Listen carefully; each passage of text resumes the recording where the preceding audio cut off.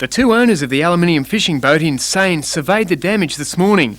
24 hours earlier, they'd attempted to cross the Hastings Bar when their vessel capsized. Port Macquarie Sea Rescue found 27-year-old Timothy Arrowsmith and 35-year-old Raphael Atadi clinging to the hull. Three biggest problems with yesterday's job was, one, the location of the vessel being in the whitewater.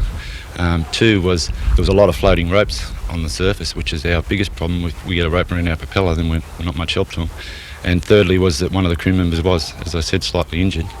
At some risk to themselves, the rescue crew retrieved the men who were suffering from shock. Rescue skipper Jeff Shelton says the incident may have been preventable. For years, Port Sea Rescue has been conducting courses designed to help boat owners cross the bar correctly. Over 700 locals have completed the 3-hour course, aimed at new as well as experienced boat enthusiasts. Courses are run frequently according to demand. Mr Shelton says the best time to cross the bar is when there's a low swell, and if in doubt, don't go out.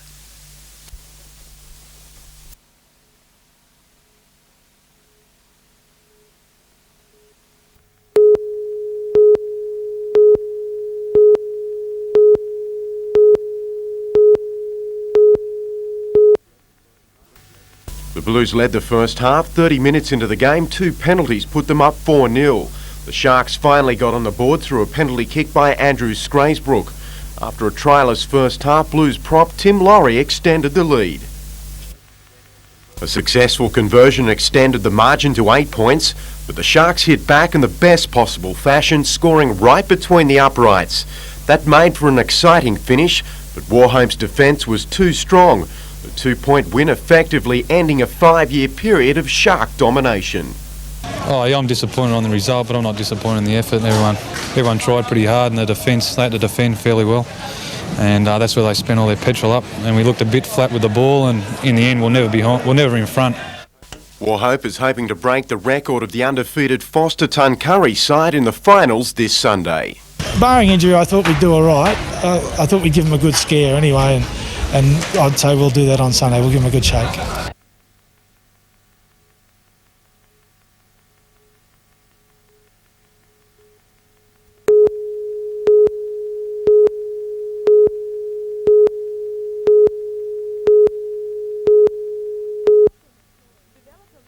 Developer McCloys withdrew from the agreement over Greenpoint on Tuesday after Council deferred a decision on McCloys' application to build a house on the land.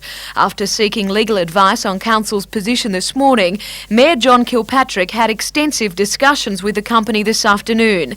But according to Councillor Kilpatrick, there are few options. Because of the zoning at 6C, it's very, very limited to what we can do, and that has been the Council's problem all along, how we can approve it, because we were committed to try and help Mr McCloy if we could. Before the matter is discussed by Council, it will be hammered out by the Greenpoint Task Force. There's bound to be much debate on the issue of Greenpoint at tonight's Council meeting, which starts in just under an hour's time. Whether the problems can be solved depends primarily on Council's task force. However, Mayor John Kilpatrick is confident a solution can be found. All of the members of the task force are there, and we can come to some consensus position. Then I'm hopeful that decision could come to the Council tonight. Jodie McKay, NBN News.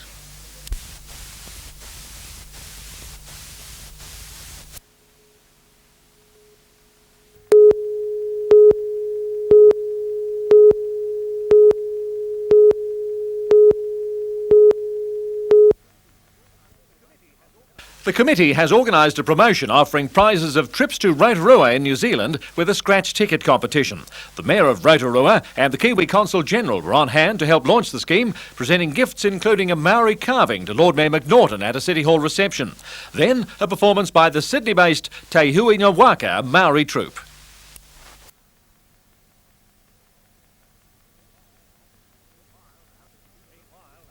Meanwhile, out at the university, 5 months of planning by the Students' Union will see 20 different groups mounting static displays of cooking and culture and performing traditional dances at lunchtimes over the next week or so. We want to get everyone to be a bit more aware about the diversity that exists here at the university. We've got people from 48 different countries, but not many of us know about their culture, so we want to sort of have an awakening.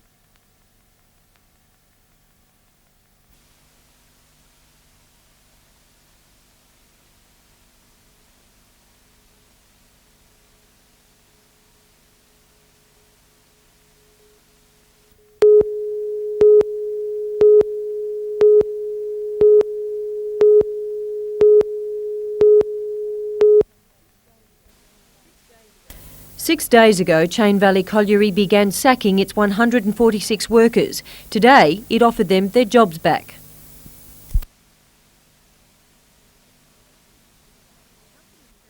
The company's turnaround followed meetings with the miners' union, the last one yesterday.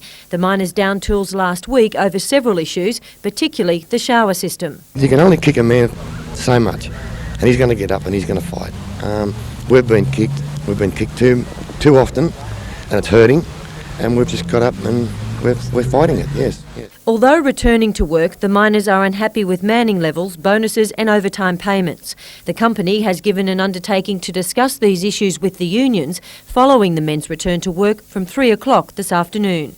Those outstanding issues such as bonus and overtime and hopefully reaching an enterprise agreement a little bit further down the track. The unions and colliery management are scheduled to report back on developments over work condition discussions to the local coal authority on September 2nd. Meanwhile, there's been no resolve in the Tomago aluminium strike. While the picket lines continued today, union officials met with company representatives. This proved fruitless, the union still demanding an 8% wage increase, the company offering 3%. They're not prepared to turn around and buy some industrial peace, and I can understand that, but they're also not prepared to turn around and see our point of the argument. As a result, Bob Williams believes the strike may last another 2 or 3 weeks. Tomago aluminium officials are due to meet with union delegates tomorrow morning. Following this, there'll be a mass meeting of union members. Catherine Lamond, NBN News.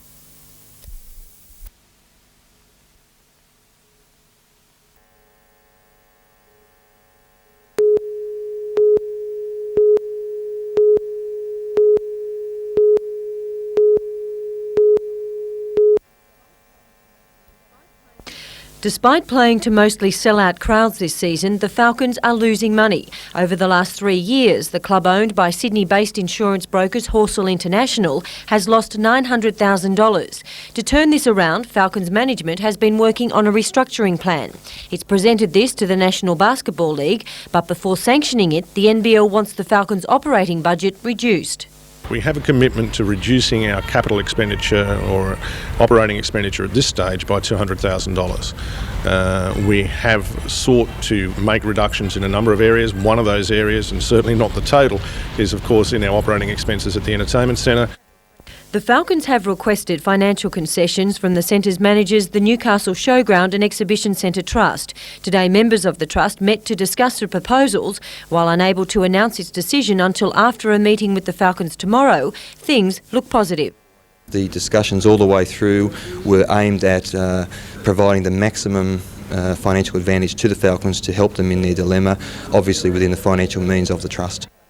Part of the restructuring involves Horsell and Saunders reducing their ownership in the Falcons from around 80 to 15% and shifting the principal shareholders' role back to Newcastle via a group of local companies.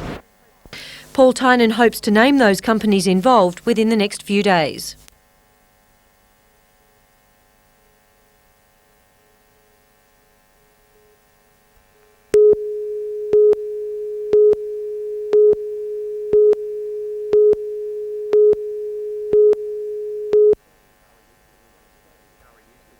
If Curry is to win consecutive premierships, one of the many battles they will have to win around the field is in the front row, where Toronto have been so ably led in recent weeks by Player of the Year Terry Pastamoglu and Jim Bell.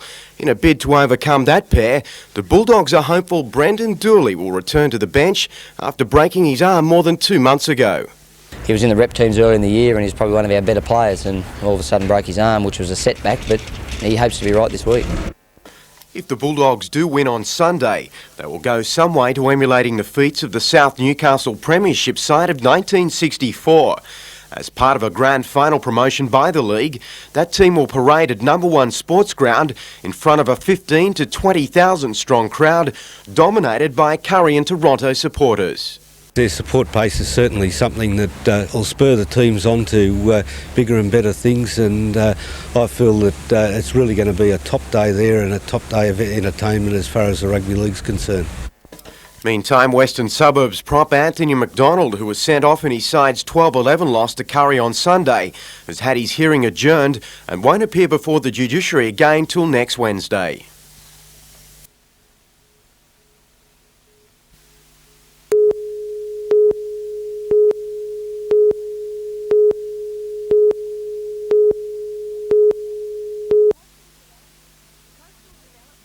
Coastal development has become a sensitive issue.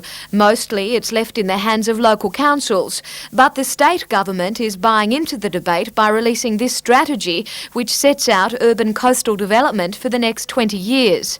There are around 418,000 people in the region. The state government believes that will increase by an extra 143,000 by the year 2016. The strategy, which was launched today by Planning Minister Robert Webster, identifies areas to take that projected growth. According to Mr Webster, environmental concerns are also taken into consideration. Coastal protection is very much an integral part of this document, and it doesn't do anything to in any way diminish that environmental protection. But we all have to accept the fact that the population is going to grow. The Hunter Coast Care Forum, however, claims the document does little to protect the region's coastline.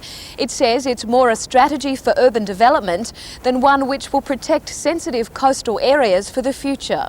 What we're facing now is the overspill of Sydney's problems into the Hunter. The government has recognised the problems which Sydney's facing, and they're seeking to solve them by sacrificing us. There are 3 coastal areas in particular that have been earmarked for development in the Hunter. They are Jules Wetland, Newcastle Bight and Penny Beach. The Coast Care Forum believes the Hunter's coast is in crisis. The group has called a rally for September to protest, getting the message across to the Minister during his visit this morning.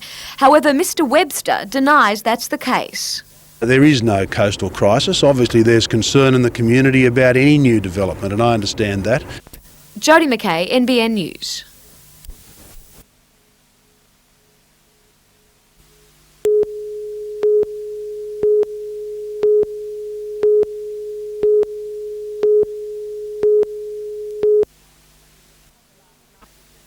Last night, the Chamber of Commerce held its annual dinner. On the agenda, improving the appearance of the town as a matter of urgency.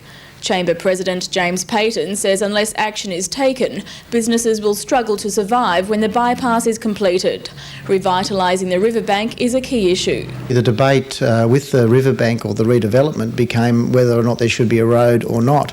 Now, that's not really the issue as I see it. It's a much broader issue. It's the redevelopment of the whole eastern side of Victoria Street rather than just a road or not a road. And I think it became too simplistic and it became too emotional. At a bare minimum, Mr Payton would like to see lights, seats and more entertainment in Queen Elizabeth Park. The guest speaker at the meeting was the New South Wales Consumer Affairs Minister Wendy Machin, who says traffic conditions should be among any changes to the town. I think there could be some great opportunities to open up the shopping centre through to the river and maximise that as a tourist attraction. Tracy Walsh, NBN News.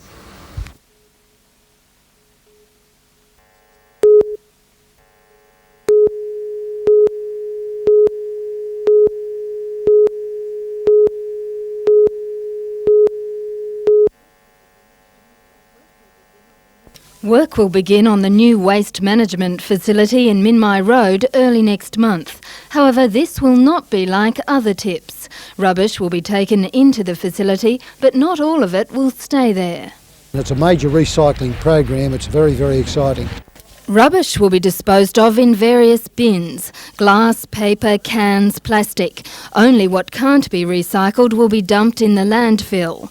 The council owns a 395 hectare site. However, it plans to use only the middle 20 hectares. It estimates that will take about 20 years to fill, by which time new technology may make landfill unnecessary. As for the future of Shortland Tip, Shortland will stop as soon as that comes online, and we'll convert it into the golf course.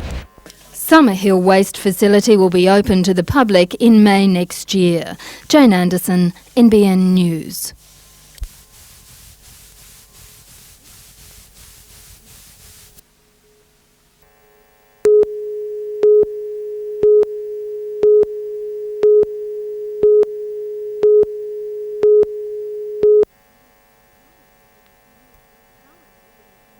PowerNet is a communications network established by Pacific Power.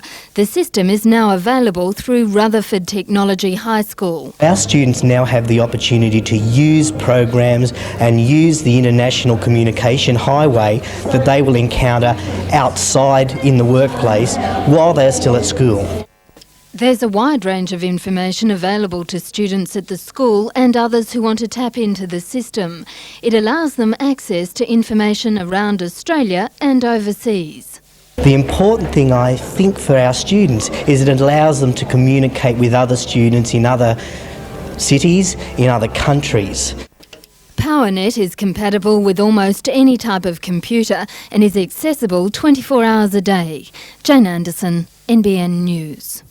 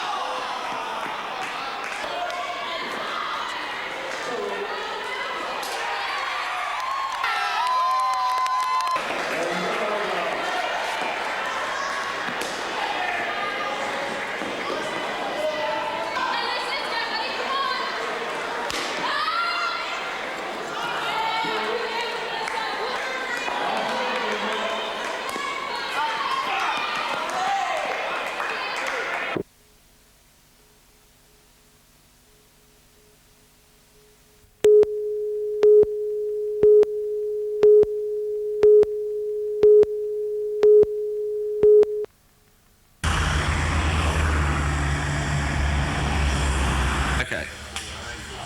Yep.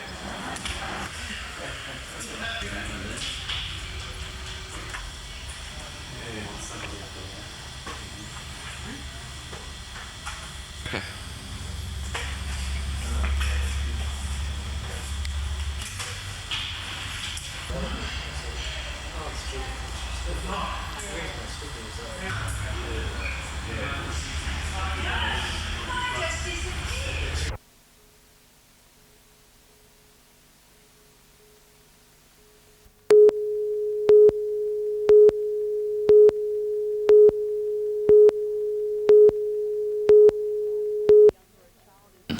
The younger a child is diagnosed, the better, according to community health nurse Galinda Sonta. She's testing the hearing of kindergarten children at 8 primary schools in the Foster area. 10% of those tested have a conductive loss. That is, the condition may be fixed with low doses of antibiotics or the insertion of grommets. Parental consent must be given before an examination. If a hearing problem is suspected, the child is referred to a doctor. Community health workers say too often misbehaviour and learning difficulties in the classroom are misjudged. They can be very noisy or they can be withdrawn. They might just do a lot of stargazing and daydreaming, or otherwise just they can't hear properly. They'll just be really destructive in school. If children can't hear properly, they can miss out on basic vowel sounds and suffer in reading and spelling. They're encouraged to have their ears tested regularly, as problems can occur at any age.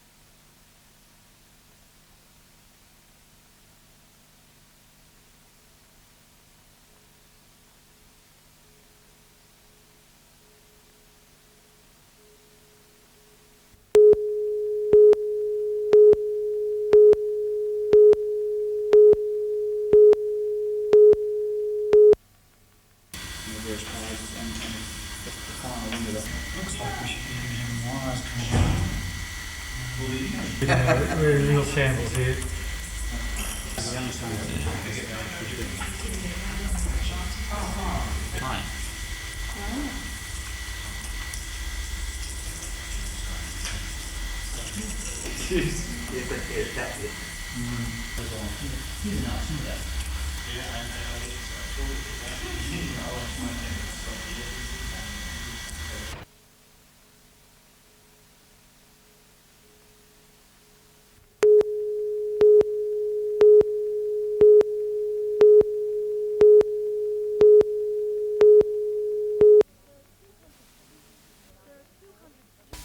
There are 200 students living at Irene Hall, a residence the university rents from the Hunter Area Health Service. For more than 12 months, the two bodies have been negotiating about whether the former Royal Newcastle Hospital Nurses' Home will continue to accommodate students.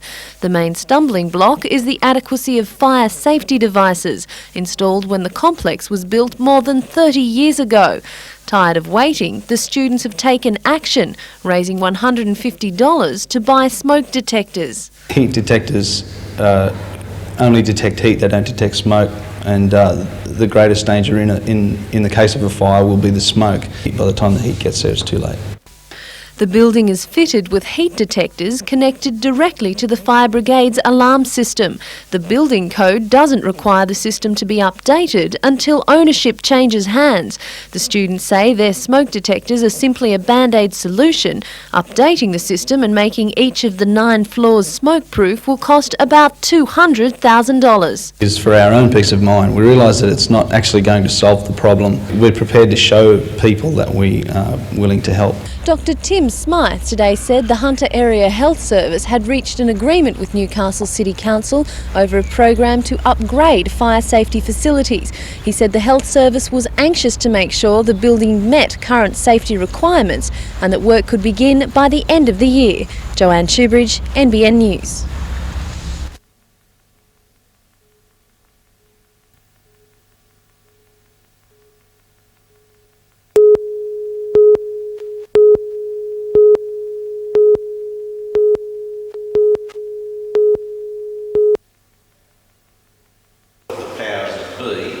Newcastle University became a reality. Tom was awarded an honorary degree in recognition of his efforts. I could speak for a great length 50th year to present these portraits to the city. The President of the City Mission for 22 years, member of just all socio-economic part of this donation to the university. Fred Lane.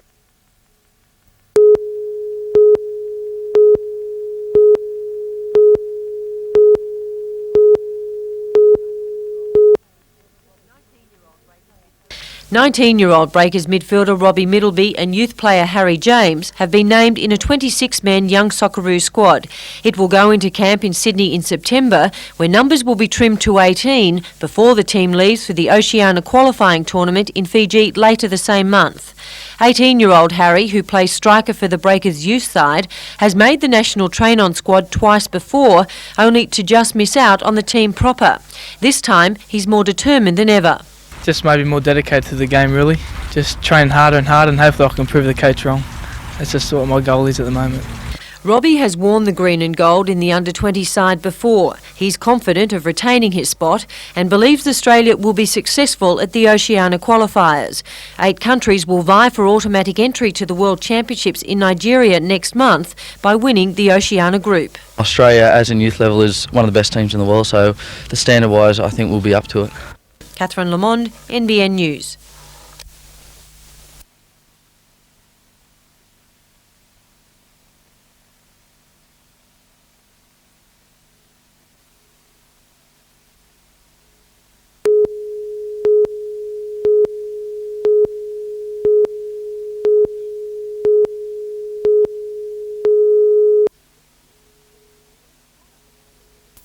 It's one of the cleanest sources of electricity available, using water flow to drive generator turbines. With work running 4 months ahead of schedule, local member and Minister for Land and Water Conservation George Souris, along with engineers and company officials, inspected the plant, the first of 5 being built in New South Wales by Hydroco. The peaks of electricity demand are able to be capped by these alternate supplies, these mini power stations, in a way which will stall the need for us to invest in large capital projects.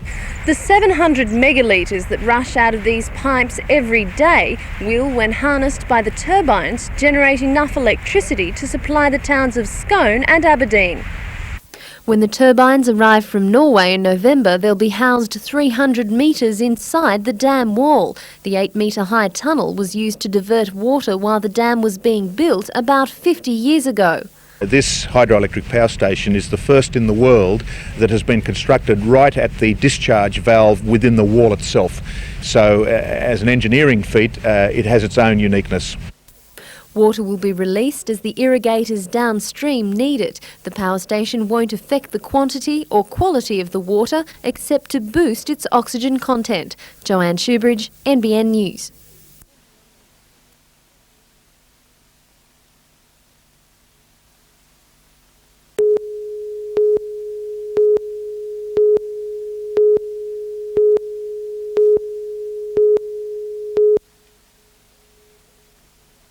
All manner of mechanical devices are on show, from family sedans through the luxury models like Unos, Lexus and Infiniti to the so-called drool cars like Porsche and Maserati. But patrons will also be able to get involved, driving a lap of Bathurst in the virtual reality simulator or turning turtle in the Audi rollover machine. There'll be great interest in the test track set up by the Raymond Terrace Four-Wheel Drive Club, with vehicles on hand for those game enough to tackle reconstructions of some of the area's most infamous off-road trouble spots. In this way, it's unlike big city motor shows.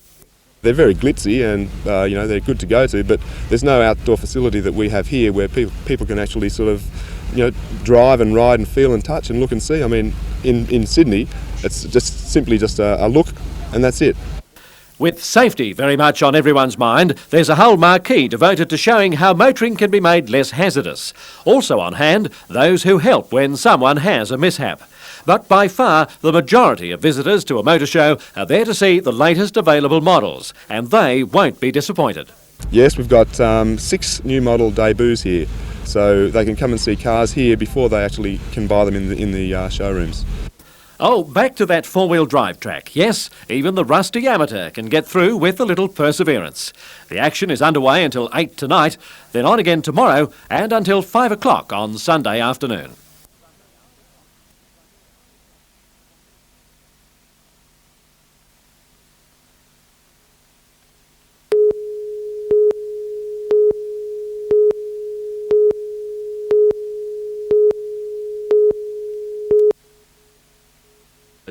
His complaints phone number more widely, and he'd probably... I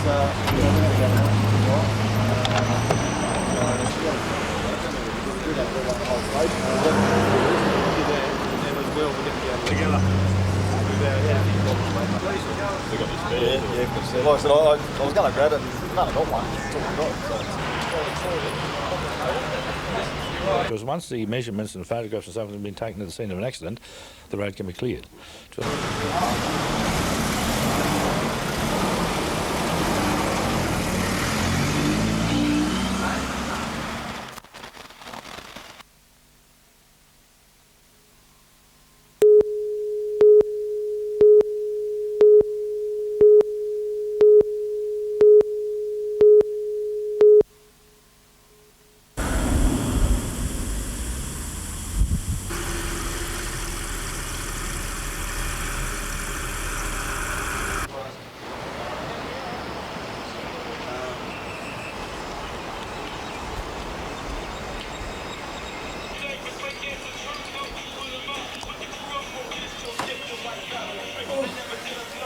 That's small dimension students are very good.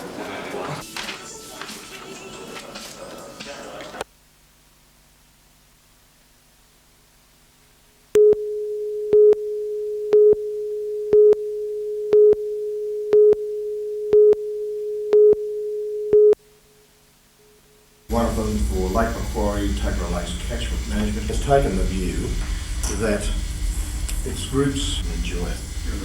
Your group. Good. Thanks very much.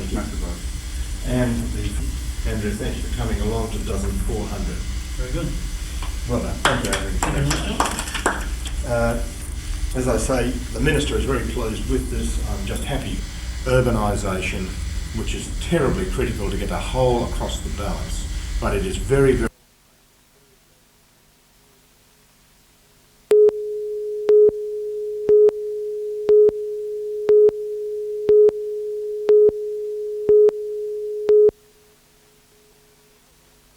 The culmination of the event was last night at the Singleton Civic Centre, where Premier Fay was guest of honour at a 500-head dinner.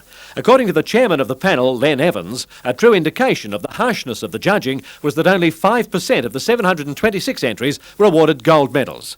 Once again, the traditional strengths of the hunter, Shiraz, Semillon and Chardonnay, proved themselves, with the Shiraz in particular world standard. 4 of the trophies went to Tyrrell's, with the company's 92 VAT 9 taking out the Best Dry Red and Best Premium Vintage Red of the show. Tyrrell's also won the Best 93 Dry White Award with its VAT 47 Chardonnay, and the Graham Gregory Memorial Trophy for the 86 VAT 1 Semillon. Other winners included the Rothbury Estate with its 92 Chardonnay, Brokenwood Wines with its 86 Cabernet and 94 Chardonnay, Drayton & Sons with its 93 Cabernet, McGuigan Brothers won the Vintage Dry Red with a 93 Shiraz, McWilliams Mount Pleasant with its 86 Semillon, and Brokenwood Wines won with a young Chardonnay.